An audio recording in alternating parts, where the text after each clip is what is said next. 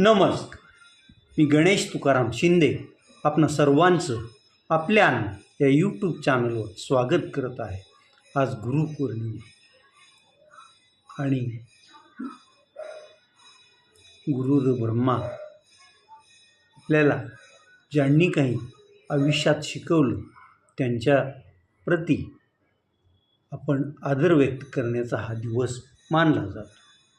तर मित्रो, आज अंतरवली सराटीमध्ये मराठा संघर्ष योद्धा मनोज जरांगे पाटील यांनी महाराष्ट्रातल्या मराठा समाजातील लोकांची बैठक बोलावली होती. ही बैठक यासाठी होती की आपण 3 वर्षाच्या अगोदरपासून मराठा आरक्षणासाठी संघर्ष करतो आहे आणि त्या संघर्षाला जी काही फळं आपल्याला मिळाली पाहिजेत ती योग्य तऱ्हेने मिळत नाही, असा मराठा समाजाचा पण आणि मराठा संघर्ष योद्धा मनोज जरांगे पाटील यांचा पण आक्षेप आहे आणि तो आक्षेप खरा पण आहे. आज मनोज जरांगे पाटील यांनी आपल्या समाज बांधवांशी संवाद साधताना ते म्हणाले की 58 लाख नोंदी जर आपल्या सापडल्या असतील तर मग आपल्या लोकांना कुणबी म्हणून प्रमाणपत्र का मिळत नाही.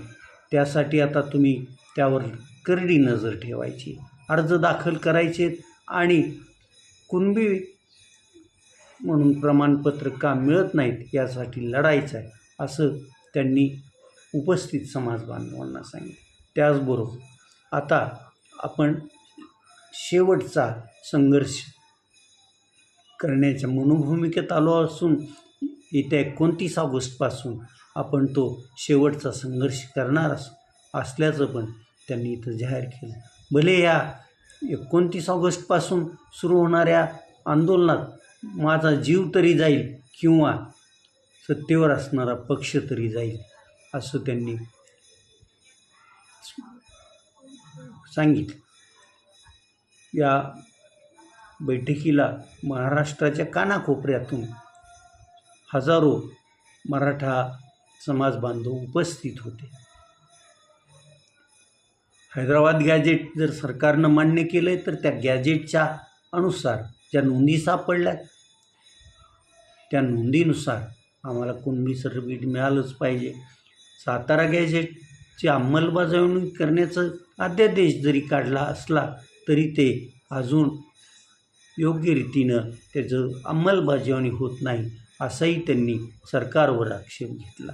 आता सर्वांनी 29 ऑगस्टपासूनच्या अंतिम आंदोलनासाठी आपली भूमिका तयार केली असून या 29 ऑगस्टच्या आंदोलनासंदर्भात परत ऑगस्टच्या दुसऱ्या आठवड्यात अंतरवली सराटी येथे बैठक मनोज जरांगे पाटील हे घेणार आहेत आणि मग त्या बैठकीत 29 ऑगस्टपासून कसं आंदोलन करायचं, कुठं करायचं याबाबतची भूमिका ठरेल असं दिसतं आहे.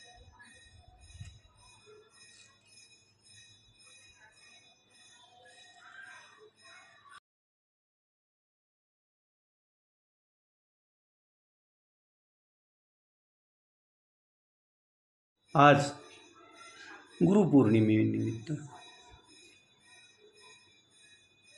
राज्यातील सर्व मंदिरात भाविकांनी मोठ्या संख्येनं गर्दी केली होती. त्यातही शिर्डीचं साईबाबा, अक्कलकोटचे स्वामी समर्थ, शेगावचे गजानन महाराज या मंदिरात तर अगदी गर्दीचा महापूर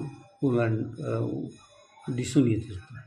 शिर्डीच्या साईबाबाला आज भक्तांनी गुरुदक्षिणा म्हणून जवळपास 1.5 कोटी रुपये किमतीचं सोनं अर्पण केलं आहे. त्यात सोन्याचे मुकुट आहेत,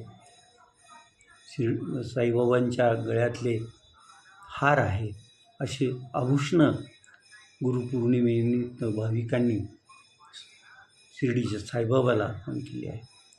स्वामी समर्थ मंदिरात पण सकाळपासूनच भक्तांची एकच गर्दी होती आणि या गर्दीत आबालवृद्ध असे भाविक सामील झालेले होते. गजानन महाराज मंदिरात पण अलोट अशी गर्दी आहे.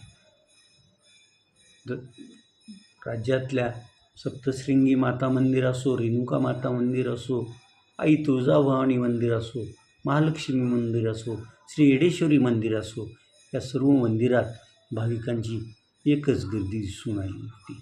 आज अनेकांनी आपल्या गुरूंच्या घरी जाऊन गुरूंच्या प्रती आदर व्यक्त केला. शिवसेना उद्धव बाळासाहेब ठाकरे पक्षाचे पक्षप्रमुख उद्धव बाळासाहेब ठाकरे यांना त्यांच्या मातोश्री निवासस्थानावर राज्यातून अनेक शिवसैनिक भेटीस त्यांचे आले होते. तसंच चित्र मनसेचे अध्यक्ष राज ठाकरे यांच्या घरी होतं. शिवसेना एकनाथ शिंदे पक्षाच्या याच्यात पण एकनाथ शिंदेंची अनेक कार्यकर्त्यांनी भेट घेऊन गुरुपौर्णिमेच्या त्यांना शुभेच्छा दिल्याचं चित्र दिसून येत होतं. एकंदरीत आजचा गुरुपौर्णिमेच्या या कार्यक्रमात सोलापूरची MJ सेवा संघ नावाची जी संस्था आहे, ती संस्था जे वृद्ध त्यानंतर अनाथ अशी लोकं आहेत त्यांच्यासाठी वेगळं असं कार्य करते.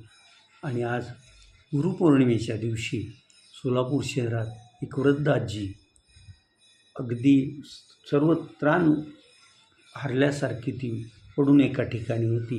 याची माहिती MJ सेवा संस्थेच्या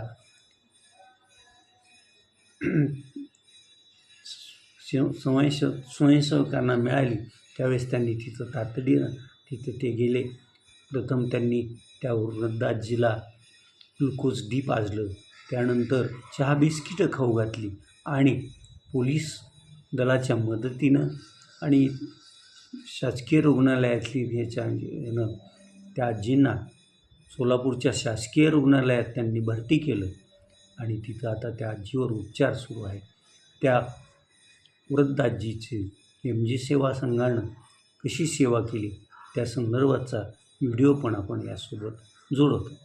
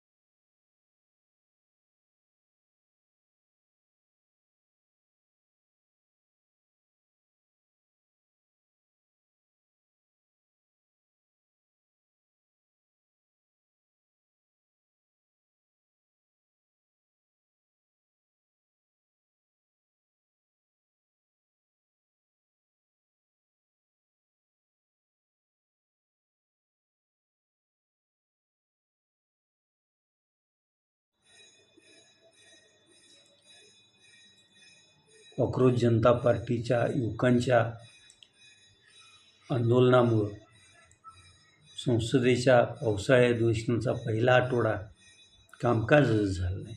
दुसऱ्या आठवड्यात पण सोमवारी असाच त्या आंदोलनामुळं संसदेच्या सभागृहात गदारोळ झाला होता. मात्र कालपासून संसद सुरू झाली असून संसदेत काल पंतप्रधान कार्यालयाचे राज्यमंत्री जितेंद्र सिंह यांनी परीक्षा सुधारणा विधेयक सादर केलं आणि त्यावर चर्चा सुरू झाली. त्या चर्चेत पण अधूनमधून गोंधळ होतच होता. आज पण ती चर्चा झाली आणि हे विधेयक आवाजी मतदानानं लोकसभेत संमत झालं. आता हे विधेयक राज्यसभेत मांडलं जाईल. तिथंही त्याला संमती मिळाल्यानंतर ते पण विधेयक राष्ट्रपती द्रौपदी मुर्मू यांच्या स्वाक्षरीनं पारित होईल. या विधेयकात 5 वर्षाच्या ऐवजी 10 वर्ष शिक्षा, 1 कोटीच्या ऐवजी 10 कोटी रुपये दंड आणि पेपरफुटी आणि त्या संदर्भातले खटले फास्ट ट्रॅक कोर्टात चालवण्याचं त्याच्यात तरतुदी करण्यात आलेल्या आहे. तब्बल 40 दिवसानंतर आज कॉक्रोच जनता पार्टीचे सर्वेसर्वाच म्हणा अभिजित दिपके छत्रपती संभाजीनगरमध्ये आले.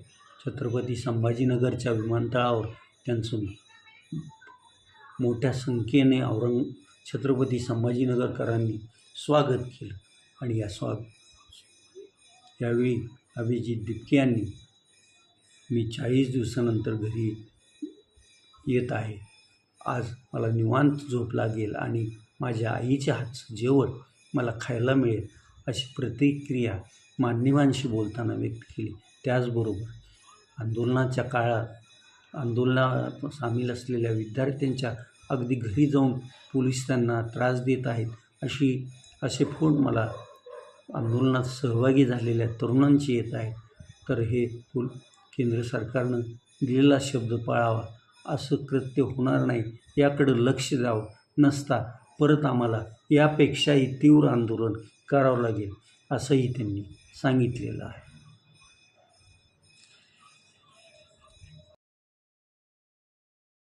साहित्य क्षेत्रात वेगळं असं नाव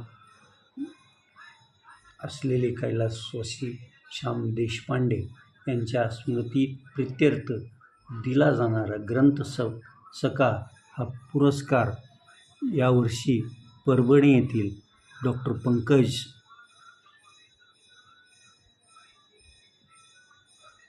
चांडक यांना जाहीर करण्यात आलेला आहे आणि लवकरच हा कार्यक्रम छत्रपती संभाजीनगर येथील साहित्यिक आणि विचारवंतांचा असलेल्या संडे क्लब आणि स्वर्गीय श्याम देशपांडे यांच्या परिवारातर्फे हा पुरस्कार देण्यात येतो. पुरस्काराचं स्वरूप 11,000 रुपये रोख, शाल, श्रीफळ आणि सन्मानचिन्ह असा असतो. डॉक्टर चांडक हे पण साहित्य चळवळ वाढावी, ग्रंथाविषयी लोकात प्रेम निर्माण व्हावं यासाठी गेल्या अनेक वर्षापासून काम करतात. त्यामुळं त्यांची यावर्षीच्या कैलासवासी श्याम देशपांडे स्मृती ग्रंथसखा पुरस्कारासाठी निवड करण्यात आलेली आहे. आता आपण इथंच थांबूया. तुम्ही आपल्या अण्णा यूट्यूब चॅनल सबस्क्राईब करा, लाईक करा आणि कमेंट्स पण नोंदवा. धन्यवाद.